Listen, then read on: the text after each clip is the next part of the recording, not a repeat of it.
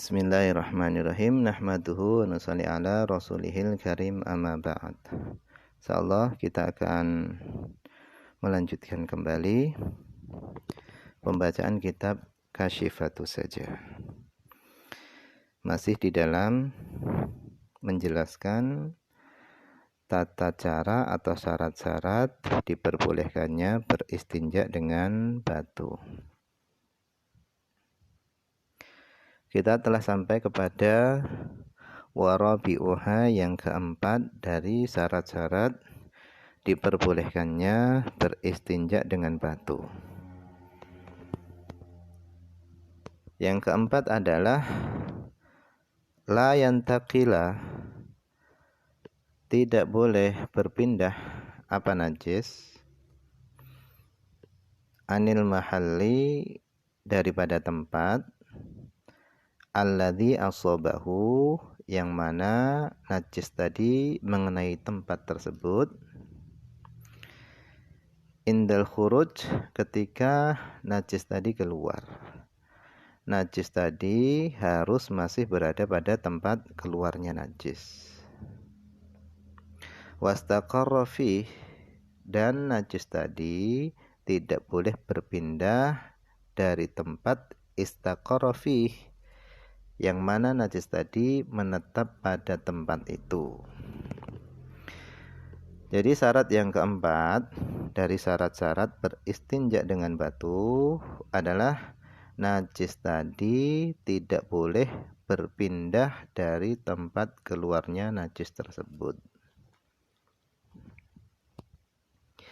Fa in kanal mutanaqqilu, maka jika najis yang berpindah itu muttasilan, itu bersambung dengan tempat keluarnya najis, maka ta'ayyanal ma'u, maka wajib beristinja dengan air.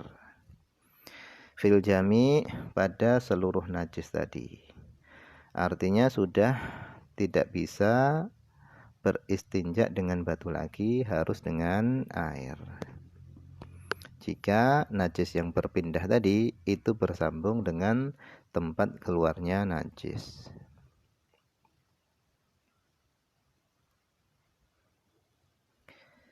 Au munfasilan, atau jika najis yang berpindah itu terpisah dari tempat keluarnya najis, maka ta'ayyana, maka wajib beristinja dengan air fil mutanaqqil, pada najis yang berpindah faqat saja. Adapun tempat istinja yaitu kubul dan dubur, lubang depan dan lubang belakang, itu bisa diistinjai dengan batu. Yang wajib diistinjai, dibersihkan dengan air, itu hanyalah najis yang berpindah saja, berpindah dari tempat keluarnya najis.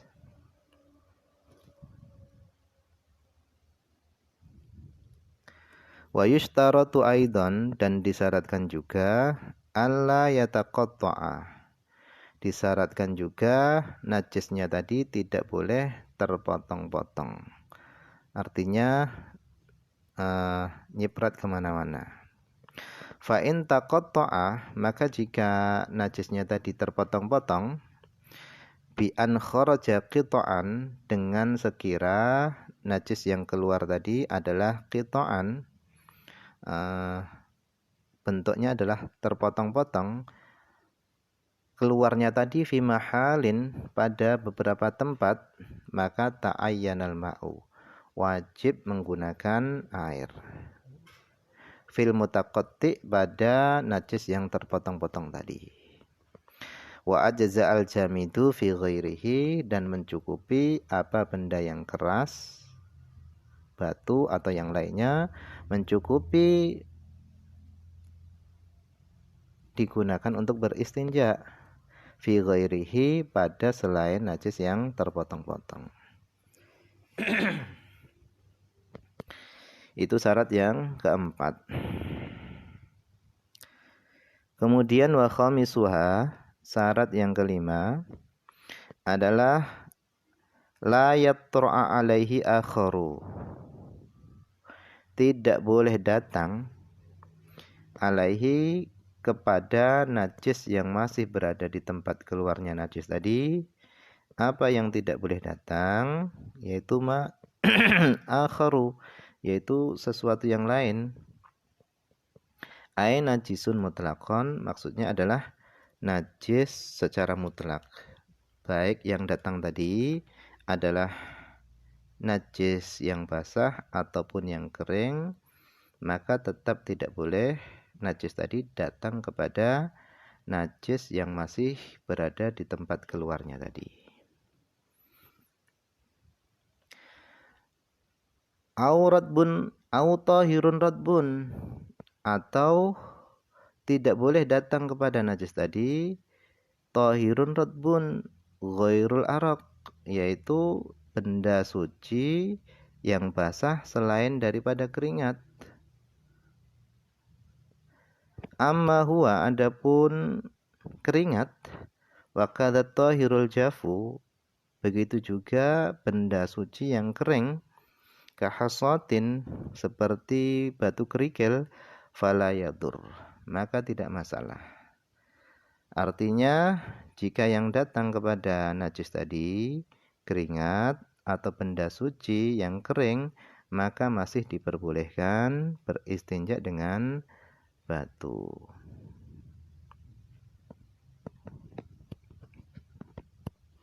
Fa in tara'a alaihi najisun sawa'un kana radban aw jafan, fa in tara'a alaihi najisun, maka jika datang kepada najis yang masih berada di tempat keluarnya tadi, apa yang datang? Najisun, yaitu najis.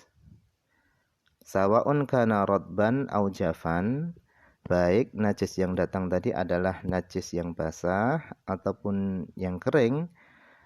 Au tahirun radbun, atau yang datang tadi adalah benda suci yang basah. Walau min rosyasil khariji, meskipun benda suci yang basah tadi itu dari percikan benda najis yang keluar. Jadi benda najis tadi jatuh kemudian mengenai air. Nah, percikan air tadi mengenai najis yang masih berada di tempat keluarnya, maka ta'ayyanal ma'u. Maka wajib beristinja dengan air. Li'anna mauridan nasi, karena yang dituju daripada nas hadis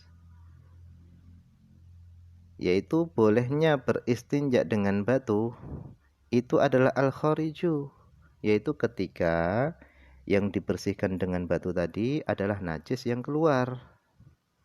Wal ajnabiyyu laisa fi ma'nahu, sedangkan benda yang lain selain najis yang keluar itu bukanlah termasuk dalam makna al-kharij.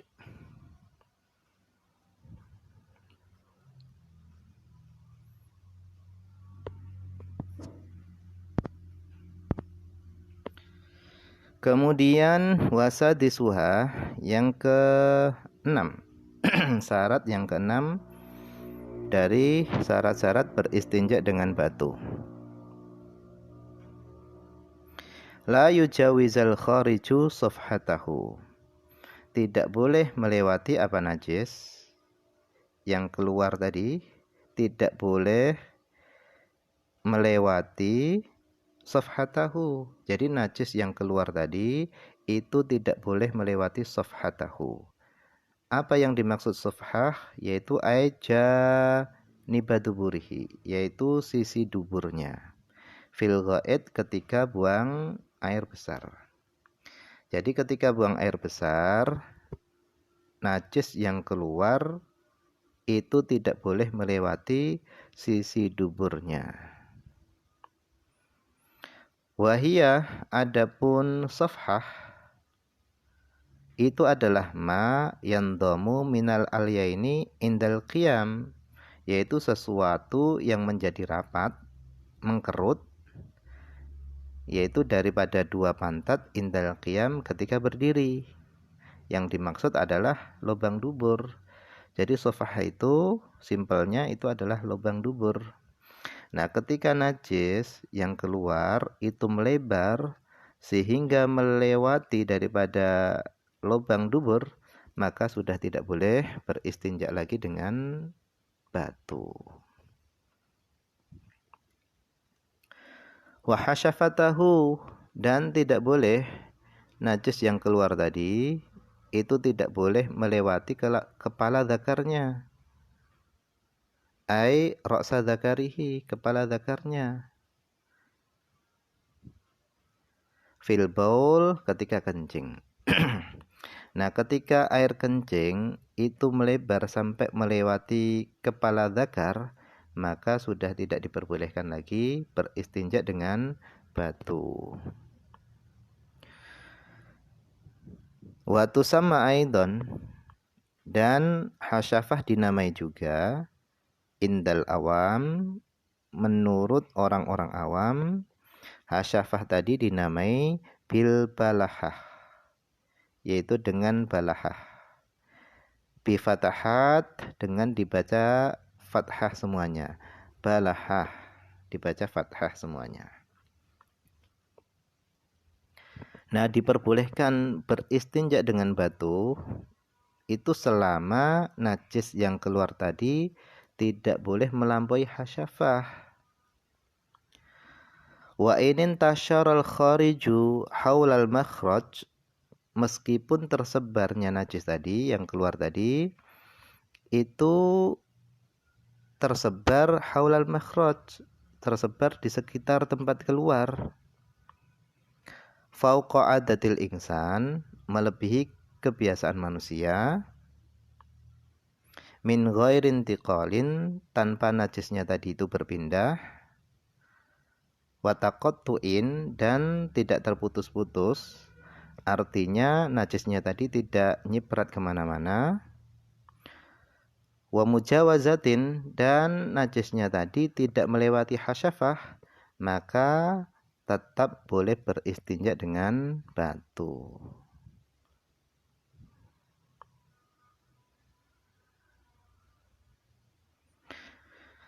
Wa mithluha, dan semisal hasyafah adalah qadruha, yaitu seukuran hasyafah. Min maqtu'iha, dari orang yang hasyafahnya terpotong atau terputus. Au faqidiha, atau orang yang tidak memiliki hasyafah khilqatan sejak lahir. Jadi bagi orang yang tidak memiliki hasyafah atau kepala kemaluan, maka diperkirakan seandainya ada kepala zakarnya. Segimana? Nah, kalau sudah melampaui perkiraan tadi, maka sudah tidak boleh lagi beristinja dengan batu. Fala tujzi'u fi hasyafatil khunsa, maka tidak mencukupi beristinja dengan batu pada hasyafahnya khunsa. Khunsa ini adalah orang yang memiliki dua alat kelamin. Wala fi farjihi, dan tidak mencukupi juga beristinja dengan batu pada farjinya khunsa. Lisyakki fih, karena diragukannya pada khunsa tadi.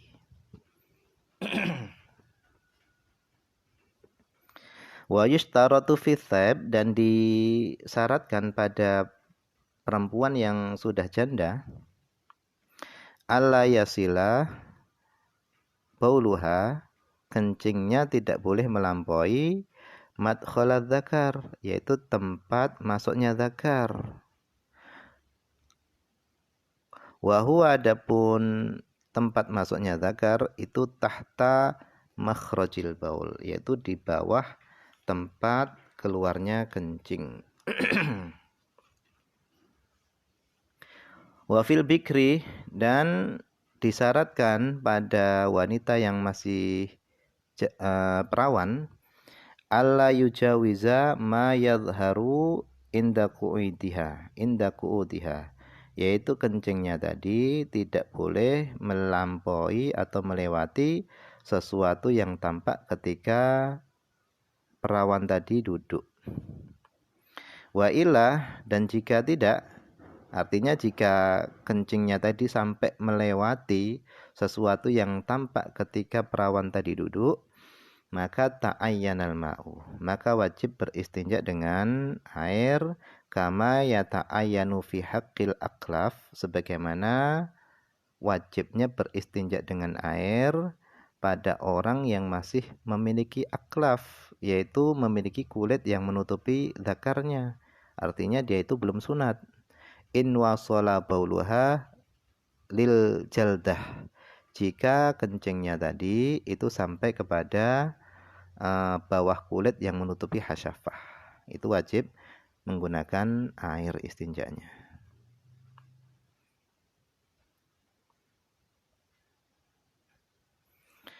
Kemudian wasabi'uha, yang ketujuh, syarat-syarat beristinja dengan batu adalah la yusibuhu ma'un ghairu mutahhirin lah. Tidak boleh mengenai najis yang masih berada pada lubang keluarnya. Apa? Ma'un, air, ghairu mutahhirin lah, air yang selain digunakan untuk mensucikan najis tadi. Wa in kana tahuran, meskipun air yang mengenai najis tadi itu adalah airnya tadi suci mensucikan. Au ma'iun akharu, atau tidak boleh mengenai najis tadi benda cair yang lainnya. Ba'dal istijmar, setelah beristinja dengan batu, au qablahu, atau sebelum beristinja dengan batu. Kenapa? Litanat jusihima, karena keduanya, yaitu air dan benda cair tadi, itu bisa menjadi mutanajis. Wa yu'khadhu min dzalika, dan bisa diambil pemahaman dari syarat yang ketujuh ini, annahu, bahasanya, lawistanja bihajarin mablulin, seandainya seorang beristinja dengan batu yang basah, lam yasiha istinja'hu, maka tidak sahlah istinja'nya. Li'annahu, karena bibalalihi, karena dengan sebab basahnya batu, yatanajasu, batu tadi sudah bisa menjadi mutanajis, binajasatil mahalli, dengan sebab najis yang berada pada tempat najis tadi. Tsumma yunajjisuhu, kemudian batu tadi menajiskan tempat tersebut. Nah, kalau sudah seperti itu, maka fayata'ayyanul ma'u, maka wajib menggunakan air, wajib beristinja menggunakan air. Kemudian wasa minuha, yang kedelapan, syarat yang terakhir adalah alla takunal ahjaru tahiratan. Disyaratkan adanya batu-batu yang digunakan untuk istinja itu tahiratan, itu suci. Fala yujzi'ul istinja'u, maka tidak mencukupi apa beristinja bihajarin mutanajisin, dengan batu yang najis. Wallahu a'lam, ini saja yang bisa dibaca pada kesempatan ini. Semoga ada manfaatnya. Banyak kekurangan karena keterbatasan saya. Akhir kalam, assalamualaikum warahmatullahi wabarakatuh.